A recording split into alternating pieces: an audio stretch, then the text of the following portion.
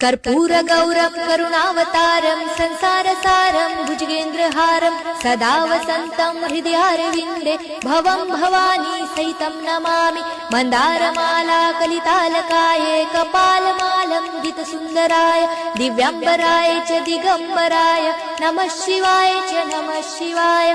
घालीन लोटांगण वंदीन चरण डोळ्यानी पाहीन रूप तुझे प्रेमे आलिंगन आनंदे पूजन भावे ओवाळीन म्हणे नमा।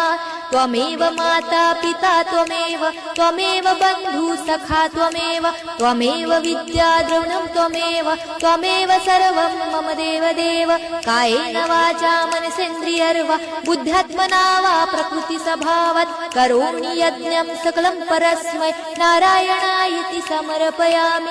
अच्युतं केशवं राम नारायणं कृष्णदामोदरं वासुदेवं हरे श्रीधरं माधवं गोपिकावल्लभं जानकीनायकं रामचन्द्रं भजे। हरे राम राम राम हरे हरे हरे कृष्ण कृष्ण कृष्ण हरे हरे हरे राम राम राम हरे हरे हरे कृष्ण कृष्ण कृष्ण हरे हरे।